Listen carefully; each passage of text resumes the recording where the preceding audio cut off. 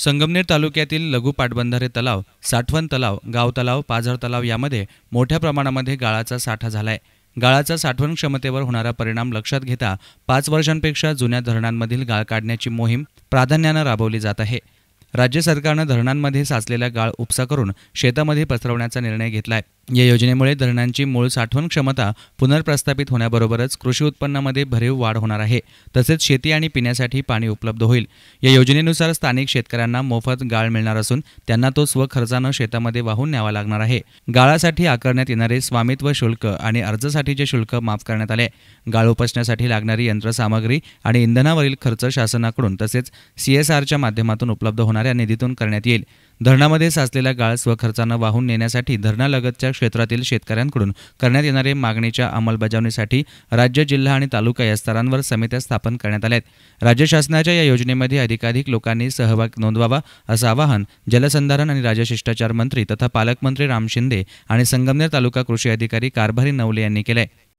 यापूर्वीच्या कालखंडामध्ये राज्य सरकार योजना जाहीर करायचं आणि लोकांना त्याच्यामध्ये सहभाग द्यावा लागायचा. परंतु आता आपल्या शेतामध्ये, स्वतःच्या शेतामध्ये गाळ टाकण्यासाठी राज्य सरकारचा सहभाग हा राहणार आहे.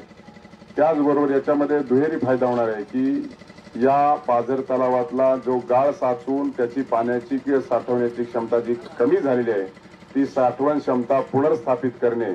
त्याचबरोबर या गाळाचा उपयोग पडीक जमीन असेल, पोत खराब झालेली जमीन असेल, हलकी जमीन असेल, त्या जमिनीमध्ये जर गाळ टाकला तर उत्पादन दुपटीने वाढणार आहे. असा याचा दुहेरी फायदा होणार आहे.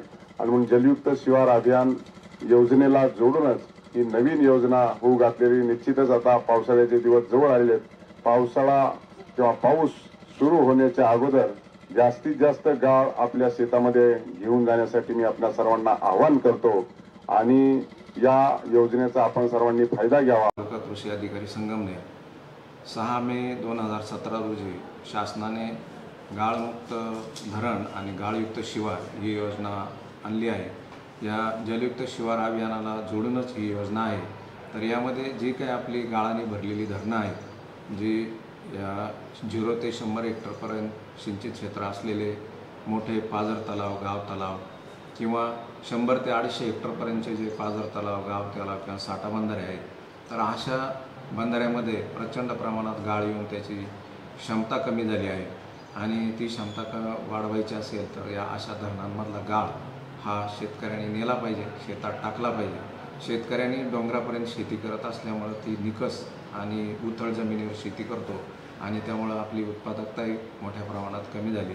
जर हा गाळ शेतकऱ्याने आपल्या शेतामध्ये वापरला तर तो सुपीक गाळ चांगल्या पद्धतीनं त्या आपल्या शेतामध्ये पसरवून आणि त्यामध्ये जर पिकं घेतले तर या सुपीक जमिनीमध्ये चांगल्या पद्धतीनं पिकं येतात आणि उत्पादन वाढतं.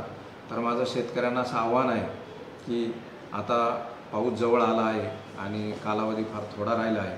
तर जर JCB त्या गावामध्ये उपलब्ध असेल आणि एक 7-8-10 ट्रॅक्टर्स त्या ठिकाणी उपलब्ध झाले तर आपण JCBचं इंधन या माध्यमातून या योजनेतून देत आहोत आणि इंधनाचा फक्त खर्च हा शासनामार्फत केला जाणार आहे.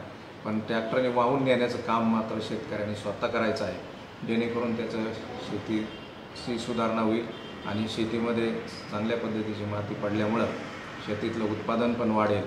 तर मी सर्व शेतकऱ्यांना आव्हान करतो की अशा या योजनेचा शेतकऱ्यांनी लाभ घ्यावा आणि जास्तीत जास्त शेतकऱ्यांनी हा धरणातला गाळ काढून न्यावा. यासाठी रॉयल्टी नाही, रॉयल्टी माफ आहे. इतर वेळेस जर आपल्याला गाळ काढायचा असेल तर मात्र आपल्याला रॉयल्टी भरून तो गाळ न्यावा लागतो आणि मग हा खर्च शेतकऱ्याला वाढतो. त्यापेक्षा हा आता मोफत गाळ आहे, तर या मोफत गाळाचा सुद्धा फायदा शेतकऱ्यांनी घ्यावा आणि शेतकऱ्यांनी ह्या योजनेमध्ये जास्तीत जास्त सहभाग नोंदवून आपली शेती चांगल्या पद्धतीने सुधारण्याचा प्रयत्न करावा, असे या प्रसंगी मी आपणास आवाहन करतो. News reporter Nitin Shelke, SN media, Sangamner.